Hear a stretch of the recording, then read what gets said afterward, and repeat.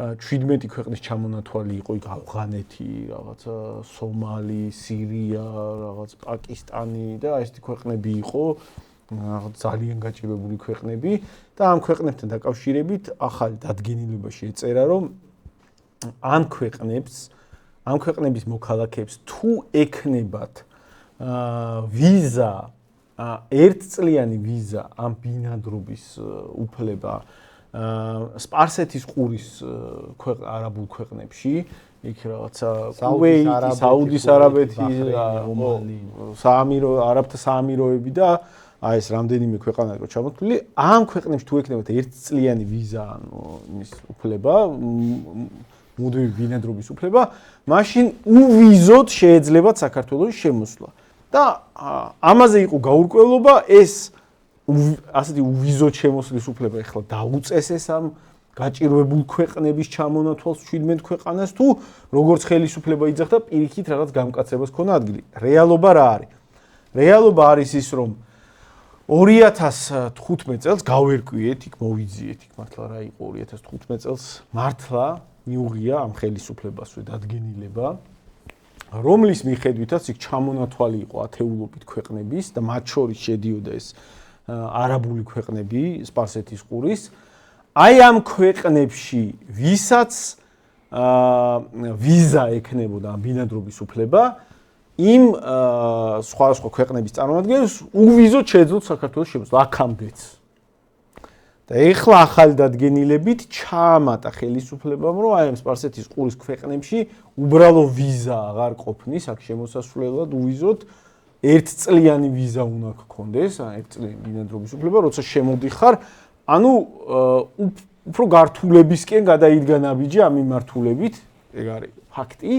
უბრალოდ ცხადია პრობლემა ისაა, რომ ეგ რა ფორმის გართულება ეხლა, ეგ რა ნახდად არ არის საკმარისი გართულება არაფერთან. მე სხვა რაღაცა იქიდან გამომდინარე, აი მაგას ერთს დავაზუსტებ უბრალოდ. ანუ მოშორგლეხურად რო გავიგო, სომალელს თუ აქვს საუდის არაბეთის ერთწლიანი ვიზა, ჩვენს უშვებთ უვიზოდ და კითხვა იყო, რომ ეხლა მიიღეს თუ გაამკაცრესო, მანამდეც შეეძლო თურმე თუ ქონა სომალელს საუდის არაბეთის ვიზა შემოსვლა, თან მანამდე ერთწლიანი ვიზა არ ჭირდებოდა, უბრალოდ ვიზა რო ქონდა რაღაცა.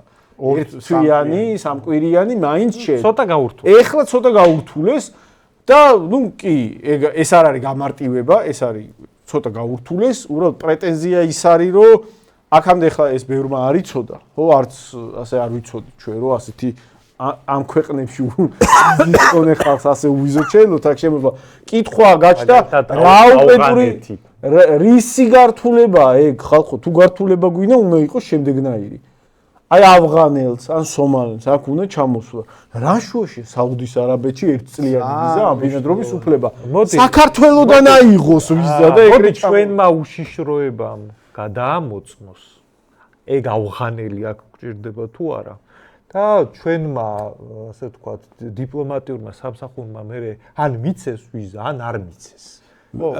ამაზე უნდა მივაწვეთ. ეგ ხო უფრო სახელმწიფოებრივი მიდგომა არის. და მოდი აი მაგაზე სხვათა შორის აი მე რა ვნახე იცი ვიღაცა ხო არის ეგეთი დამოუკიდებელი ბლოგერების კასტა რო გაჩნდა რომლებიც არც დამოუკიდებლები არიან და არც ბლოგერები სინამდვილეში აი რა კარგი ხელისუფლება გვყავს ნარატივები რო არის ხო მაგათგან წამოვიდა სერიოზული ისა რა რომ აი რატო არ უფასებთ ხელისუფლებას აგერ პირიქით გაართულეს და ხსნით კაცო ჩვენი მიდგომა და ამოცანა არის, რომ ეგ იყოს სწორად როგორც არის. ანუ ვიღაცამ დაუშვათ, აი რაღაც დარიშხანს რო გიყრიან და მე აი კაი დარიშხანს აღარ გიყრით და სარეცხის საშუალება ჩაგისხით საჭმელში, აი და რა გინდა ხო პროგრესი გვაქვს, ხო აი ეგ ხო აი ხო რაღაცა 10 გრამი დარიშხანი ხო და სმაგირად 5 კოს ჩაგიყარს.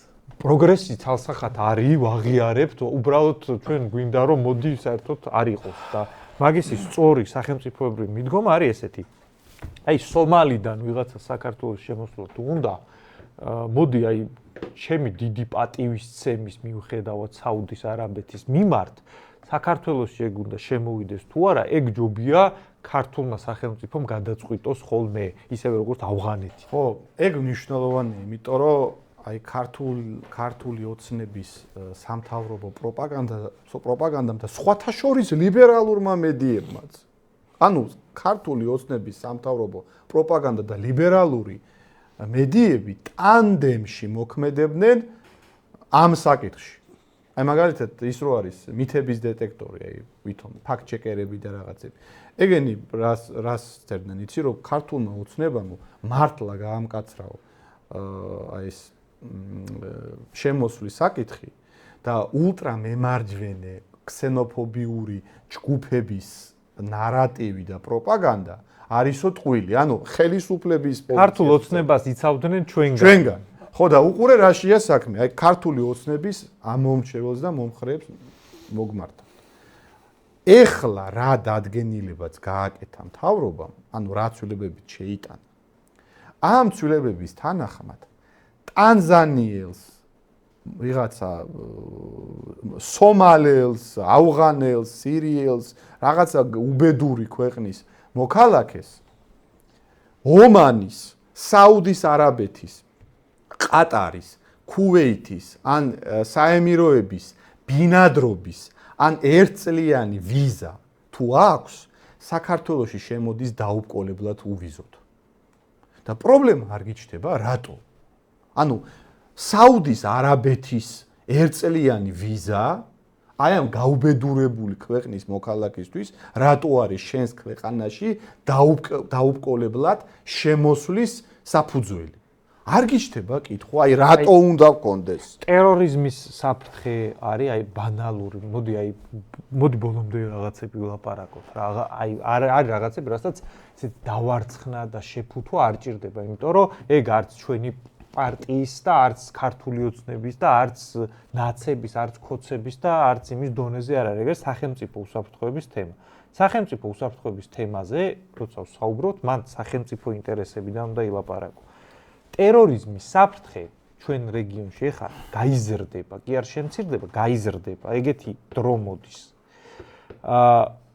მათ შორის შემჩნეულია საერთაშორისო პრაქტიკაში, რომ ის ქვეყნები, რომელიც გიორგიმ ჩამოთვალა, რომელ ქვეყნებში ვიზის ქონაც მე იმ გაუბედურებული ქვეყნებიდან ჩვენთან შემოსვლის საშუალებას იძლევა, ანუ ეს სპარსეთის ყურის მდიდარი მუსულმანური ქვეყნები, მათ ტერიტორიაზე არსებობენ ისეთი ორგანიზაციები, რომლებიც უცხო ქვეყანებში მათ შორის რადიკალურ ისლამს და გარკვეულ ძალისმიერ მოქმედებას აფინანსებენ.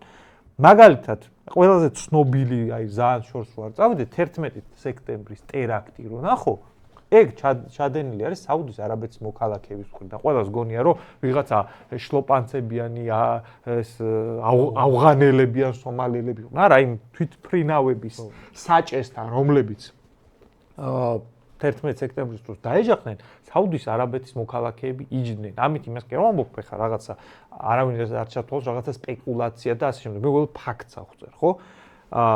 მათ შორის რადიკალური ისლამის გავრცელება მთელ მსოფლიოში, მათ შორის მაგ ქვეყნებიდან ფინანსდება. და თუ ამოცანა არის, რომ აქ ვიღაცა შემოვიდეს რაღაცა არა კეთილმოსურნე ქმედებებისთვის, მათ შორის იქ ვიზის მოგვარების პრობლემაც არ არის და ამიტომ ფილტრაცია უნდა მოხდეს ჩვენ საზღვარზე, ჩვენი უშიშროების მხრიდან, ჩვენი სახელმწიფო და დიპლომატიური სამსახურების მხრიდან უნდა მოხდეს იმის გარკვევა, ვის შემოუშვებთ და ვის არა და საუდის არაბეთში რომ ვიღაცას ვიზა მიცეს, ეგ არ უნდა ნიშნავდეს ავტომატურად რომ ის ადამიანი აქ შემოდის. მე რას ვერ იგებ, იცი, აი ეს ოცნების ამორჩევლების რეაქციები არის ხოლმე გაუგებარი რა. აი რაღაც ეხა გაიგეს, რომ 2015 წლიდან საუდის არაბეთში, არაბთა გაერთიანებულ საამიროებში, რაღაცა ყატარში ვიზა თუ აქვს, რაღაცა სომალელს, ავღანელს, სირიელს, აქ უვიზოდ შემოდის. და გაიგეს, რომ ნუ ძალიან ცოტა გაამკაცრა ოცნებამ, ისევ აღმაშფოთებელი ძალიან მდგომარეობა რჩება.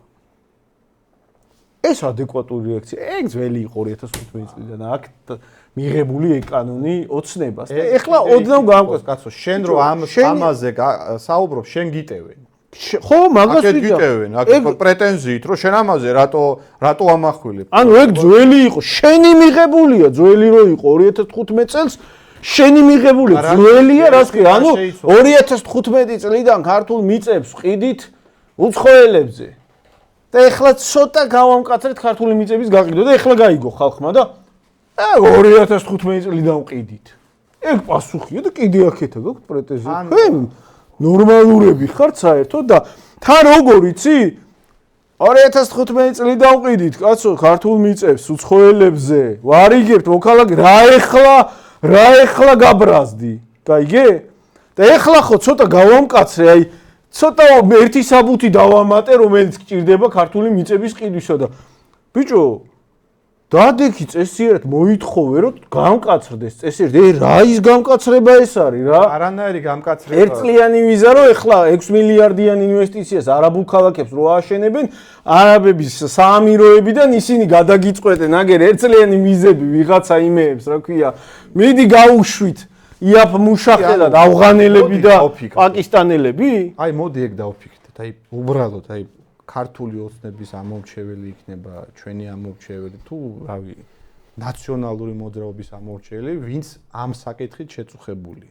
და არ მოსწონს ახლა რომ რაღაც ბანგლადეშით და რაღაც ტანზანიით რო გაივსოს აქაურობა საუდის არაბეთის ერთწლიანი ვიზა რატო უნდა იყოს ჩვენს ქვეყანაში შემოსვლის საფუძველი არ დავფიქრებულ ვართ ამაზე, აი რატო, რა სისულელი ეგეთი არსად არ გამიგია, რომ აი მაგათ ისრაელში შენ შედიხარ უპრობლემოდ თუ არ ვიცი მე სადღაც იმაში ბულგარეთში თუ გაქვს ერთწლიანი ვიზა. არა, ლოგიკა შემიძლია გითხრა ალბათ რითი ხელმძღვანელებს, რომ ეხა ის სომალიში ხო არა გვაქვს საკონსულო. და აი მოდი აი ეხა საუდის არაბეთი ხო წესიერი ქვეყანა. მოდი ავიტანოთ თუ ვერ შეიძლება. არა, აი საუდის არაბეთი ხო წესიერი. ეგენი თუ უშვებენ ჩვენ შემოვუშვათ. რაღაცა ეგეთი. არა, მე ორი ვერსია მაქვს. ერთი ვერსია რაც შენ თქვი, ეს სულთა ეზარებათ. ეხლა მოდი ეგრე ნუ გამოუცხადებთ ავღანეთს და ტანზანიას, რომ უვიზოთ არ შემოგიშვებთ და რატო არ ვიცი? რატო არ შეიძლება ეგეთ ქვეყნებს პირდაპირ გამოუცხადო, რომ აი ჩვენს ქვეყანაში თუ გინდა შემოსვლა რავი, ვიზა აიღე. ოღონდ ის ვიზაც ძალიან ფილდში უნდა გაატარო, იმიტომ რომ ისეთი ქვეყნიდან ჩამოდიხარ, შენგან აქ არაფერი არ ჭირდება მე. მე ვერ წარმომიდგენია. შენს ქვეყანას მიხედო. სომალიდან აქ ვინმე რომ მოდის, აი ვიზა რამ გარემოებები უნდა მიცე? ვიზა არ საერთოდ რატო უნდა მისცე ვიზა სომალიდან რომ აქ ჩამოვიდეს? ვინ უნდა ჩამოვიდეს აქ? ანუ მეცნიერი უნდა ჩამოვიდეს. კარდიოქირურგი ალბათ. ვიღაცა ქირურგი თუ არ ვიცი, ვიღაცა ილონ მასკი, ვინ უნდა ჩამოვიდეს? არ ვიცი. ცხოვლის ანახავრად მოდიან. ხო, რავი, ქრისტიანი ძმა პილიგრიმები ჩამოვლენ და შვედი ცხოველს და ჯვრის მონასტერს დააფასებენ თუ რა, ანუ რაში ჭირდება, არაფერში არ ჭირდება სომალელი რო საქართველოში უპრობლემოდ ჩამოვიდეს. არაფერს არ ვერჩი სომალელს არაბულ ინვესტიციას ჭირდება. უყურე ღრმა პატივისცემით და მინდა რომ სომალიც ქვეყანას დაემსგავსოს და მეკობრეობას თავი დაანებონ და რამე ააშენონ. ხო და მე ეჭვი მეპარება და ლოგიკური, აი კონსპიროლოგიური თეორია მიჩნდება ეგრევე ტვინში, რომ ხელისუფლება იმისთვის, რომ ხალხის რისხვა როგორმე გაანეიტრალოს, რაღაცა მაქინაციებს, ეგრეთ წოდებულ ლაზეიკებს იგონებს, როგორც მიწის გასხვისებასთან დაკავშირებით მოიგონეს ლაზეიკა, რომ უბრალოდ სტატუს უცვლიან. ანუ სტატუს უცვლია. მიწა მაინც იყიდება, მაგრამ უბრალოდ რაღაც დოკუმენტს შეავსებს, სტატუს შეუცვლი და მაინც უცხოელი რო ყიდულობს, რაღაცა მაგდაგვარი მოიფიქრეს. რომ რამეს რო ეტყვი რომ ბიჭო ეს ხალხი როგორ შემოდის, ასე უვიზოთ და აგერ რას ქვია რა უვიზოთ? ომანის და იმის ყატარის ერთწლიანი ვიზა ჭირდება. უვიზოთ რომ შემოვიდეს საქართველოში, მე მგონია რომ ეგ საკითხია. მოსატყუებლად ხალხის და დასამშვიდებლად კეთდება, რომ ეხლა რო აქ რაღაც 6 მილიარდიანი არაბული ინვესტიციები რო აშენდეს, ცხადია ეხლა ის საუდის არაბეთი და ყატარი და საემირეები ეგენი ისლამური ქვეყნებია, კაცო, ეგენი იდეოლოგიურად და რელიგიურად უყურებენ ყველაფერს. მათ შორის ისლამს ავრცელებენ, მაგაში მილიარდებს დებენ. მაგალითად, ვაჰაბიზმს სოფლიოში აფინანსებს საუდის არაბეთი და ყატარი. და რატო საქართველოშიც რო გაავრცელონდა ეს საუდის არაბეთის მოქალაქე კი არ ჩამოსახდება აქ. საუდის არაბეთის მოქალაქე მდიდარია, შვენივრად თავის ქვეყანაში ცხოვრობს, მაგრამ აი ბანგლადეშს და პაკისტანს 9 მილიარდი რო არიან, იმეებს ჩაგისახლებს. თან ჯერ ააშენებინებს იმ იაფ მუშა ხელს $1 ამუშავებს შენს ტერიტორიაზე რა იმ ინვესტიციებში და იმ ინფრასტრუქტურულ პროექტებში. და მე იმასაც შეესწება, რომ დაგიტოვოს დიდხანს ეგენი, იმიტომ რომ იმის რელიგიური ინტერესია, რომ ისლამი გაავრცელოს.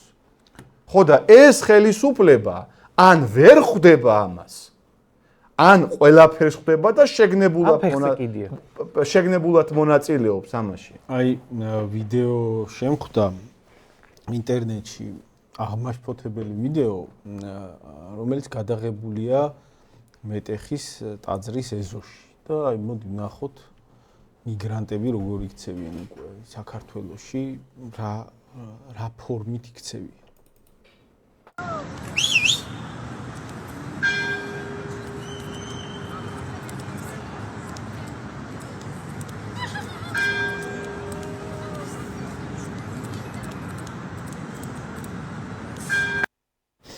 ანუ აქ აღწერაში ამ ვიდეოზე იყო, რომ იქ რაღაცა მტკვარში მეებს ისროდნენ, რა ქვია, რაღაც ბოთლი ისროლეს, იქ ტაძრის ეზოში ეწევიან და ანუ ეს ყველაზე ისეთია, რაც შეიძლება მოხდეს სინამდვილეში. იმაში მტკვარში ბოთლის სროლით იწყება, მერე ის მაგალითად რაც ევროპაში ხდება. ან ევროპულ ქალაქებში რაც ხდება რაღაც გეტოებად როა გადაქცეული მსხვილი ქალაქი, პოლიცია რო არ შედის უკვე. და უკვე ღიად რო აცხადებენ ის მიგრანტები, რომ ჩვენი წესებით იქნება აწი აქ ცხოვრება და კანონებიც. ეგეთია ძალიან ბევრ ევროპულ ქალაქში, უბნებში უკვე მაგალითად ადგილობრივი კანონმდებლობა კი არ მოქმედებს. და რა აგერ ხა ვინც ევროპიდან გვიყურებს, ეგრე არ არის, მაგალითად ინგლისის ძალიან ბევრ ქალაქში შვედეთში ეგრე არ არის, გერმანიაში ეგრე არ არის, ესპანეთში ეგრე არ არის, საფრანგეთში ეგრე არ არის. როგორი საკითხია, იცი? ხო ფაქტია, რომ ეხლა საქართველოს მთავრობა იდეოლოგიური, ფასეულობრივი თვალსაზრისით დიდად არ არის ეხლა რაღაც ქრისტიანობის ფასეულობების ძალიან ნიშნულობა მიმნიჭებელი რბილად რო თქვა. ხო, აი სან როცა არა პოლიტკორექტული ხო, რაღაცა პოლიტკორექტულები რო ვიყოთ. ხო, აი პოლიტიკურად თუ დაჭირდებათ ახლა რაღაცა კი რაღაც ღვთისმსახურებაში შეიძლება დაესწრონ, თუ ეს პოლიტიკურად რაღაც დაჭირდებათ რაღაცა განცხადება გააკეთონ და ასე შემდეგ, მაგრამ ეხლა ხო ყველა ხვდება მაგას. ეგ ხო არ არის ძნელი მისახვედრი, რომ რაღაც ნაკლებად მნიშვნელოვანი საკითხებია ეგ მათთვის. და ეგ რადგან ასეა, ეგ აისახება შემდეგ ქვეყანაში პოლიტიკაზე, ქვეყნის ვითარებაზე და ასე შემდეგ ყველაფერზე. ამიტომ არის მნიშვნელოვანი საერთოდ პოლიტიკური ჯგუფი, რომელსაც იდეოლოგია არ გააჩნია და ფასეულობები არ გააჩნია, საშიშია ის. საშიშია. მასეთი პოლიტიკური ჯგუფის მართლობა, რომელიც არის მხოლოდ ბიზნესივით უყურებს ყველა აი პოლიტიკას და მხოლოდ რაღაცა დასანქცირება, დასავლეთთან ურთიერთობა, იქ ქონება არ გაუყინონ, იქ რაღაცა სად ჩაესოლება, საჩამ მხოლოდ აი ასეთ საკითხებით, რომელი პოლიტიკური ჯგუფიც ოპერირებს, მასეთი ჯგუფის მართლობა არის ძალიან სახიფათო, იმიტომ რომ დანარჩენი მსოფლიო ეგრე არ არის მოწყობილი. იგივე არაბული ქვეყნები, ისინი უკიდურესად იდეოლოგიზებული და ჩვეულებრივად რელიგიური მოტივებით მოქმედებენ. მათთვის ფულზე დიდი მნიშვნელობა სხვა ფასეულობებს აქვთ და ფულს დახარჯავენ, რომ მათმა რელიგიამ გაიმარჯვოს. და ჩვენი ქვეყანა პატარა და სუსტი ქვეყანა არავითარ შემთხვევაში არ შეიძლება რაღაც მხოლოდ ბიზნეს ინტერესებით ოპერირებდეს. ჩვენ ვერავის ვერ ვაჯობებთ სხვა ქვეყნებს ვერ ვაჯობებთ ვერც ფულით, ვერც ტექნოლოგიებით და ვერც რაღაც მოსახლეობის რაოდენობით. ჩვენ უნდა ვაჯობოთ და ჩვენ უნდა გადავრჩეთ ჩვენი რელიგიით, ჩვენი ფასეულობებით, ჩვენი კულტურის ძალიან მაღალ ხარისხში აყვანით. ეს არის ჩვენი ძალა და ამით უნდა გადავრჩეთ, თორე ჩვენ თუ აი ესე გავაგრძელეთ ასე რაღაც ქართული ოცნება როგორც უდგება, ხო? ესე ძალიან ცოტა ხანი იარსებებს, სანამ ესე ერთი თაობა ცოცხალია იარსებებს ეს ქვეყანა, მერე უკვე ისეთ მდგომარეობამდე მიაღწევს, რომ აღარ იარსება. გადავიდეთ, არა, ერთს ვიტყვი და გადავიდეთ. აი, წარმოიდგინე, 9 მილიარდიანმა ერთ-ერთმა ყველაზე მძლავრმა სამხედრო თვალსაზრისით, ეკონომიკური პოტენციალით, ადამიანური თვალსაზრისით, მეცნიერული თვალსაზრისით, საინფორმაციო თვალსაზრისით, აი რაც გინდა. ეგეთმა სივრცემ, რასაც ევროპას ვეძახით ჩვენ, 9 მილიარდი ადამიანი ცხოვრობს ევროკავშირის ტერიტორიაზე. ამ სივრცემ ვერ მოინელია ეს უკონტროლო მიგრაცია, ვერ მოინელია. ვეღარ მოხდა ამ ხალხის ინტეგრაცია. ვეღარ მოხდა, პირიქით ხდება, იმად გადაყავთ თავის, ისინი უკეთებენ ინტეგრაციას ადგილობრივ მოსახლეობას. ხო და, ეგ ლიბერალიზმის პრობლემაც არის, რატო უშვებ ამდენ უცხო რელიგიის და კულტურის ხალხს და მეორე რო უშვებ იქ რაღაცა ფილტრს რატო არ უტარებ, რატო არ თხოვ რომ ცოტა ჩემი რაღაცა მიიღე, თორე არ დაგასახლებ აქ, რატო ასე უპრობლემოდ სუბსიდირებას რატო უკეთებ, რატო ინახავ, შენს მოსახლეობას არ იცავ, იმას იცავ პრივილეგიებს ანიჭებ. ეს ლიბერალური სიგიჟე, რა ვიცი, თვითკველობით რო ამთავრებენ, ცივილიზაციურ თვითკველობას რო ვადევნებ თვალს, ხო და ეს მაგალითი, რომელიც აგერ მაგიდაზე დევს. ამაზე უკვე, აი რა დონეზე საუბრები მიდის, იცი? აი თავრობები მოდიან უკვე ხელისუფლებაში, თავრობები მოდიან, რომლებიც პირდაპირ ამბობენ, რომ თუ რაღაცა თუ არ შევცვალეთ, მალე ევროპა აღარ იარსებებს. ამერიკის ვიცე-პრეზიდენტი ამბობს, ანუ ამერიკის ვიცე-პრეზიდენტი, ვინმეს თუ ესმის, მულტიკულტურალიზმი რა არის, ან ვინმე თუ ინფორმირებულია დედამიწაზე რაღაც პროცესებში, მე მგონი ამერიკის ვიცე-პრეზიდენტი ერთ-ერთი იქნება. ხო, მაგაში ხო თან ხდებით, აი რაღაცა პროცესი რო ხდება, ვინმე თუ არის ინფორმირებული ევროპაში, ერთ-ერთი ალბათ ამერიკის მეორე ადამიანი იქნება და ღიად გამოდის ეს კაცი ჯეიდი ვენსი და ამბობს, რომ გერმანია რა საემიგრაციო პოლიტიკას ატარებს, ეს არის თვითკვლელობა. თავისი ხელით ილესავს დანას, რომლითაც მერე დაიკვლება. ხო და ეს მაგალითი რო გიდევს გერმანია და საფრანგეთი და ინგლისი, რასაც ვერ ინელიებს და მაგის შედეგად აი ეგზისტენციალურ პრობლემებში, ყოფნა არ ყოფნის პრობლემებშია უკვე. იმიტომ რომ ადგილობრივი მოსახლეობა იმდენად შემცირდა და ჩამოსული იმდენად ბევრი გახდა და გამრავდა, რომ უკვე აღარ იციან რა ქნა. 3 მილიონიანი საქართველო სულ სხვა გეოგრაფიულ ვითარებაში, სულ სხვა პოლიტიკე იმაში გამოწვევების წინაშე. ამას გაუმკლავდება? ვერ გაუმკლავდება და თან ეს ისე სწრაფად მოხდება, ისე სწრაფად, აი თვალსა და ხელშუა ეს ხალხი აქაურობას გაავსებს, როგორც აი 5 წლის წინ ხო ვერ წარმოგვედგინა ის რაც ახლა ხდება, რომ რაღაც ტაქსს გამოიძახებდა ვიღაც ბანგლადეშელი როზის.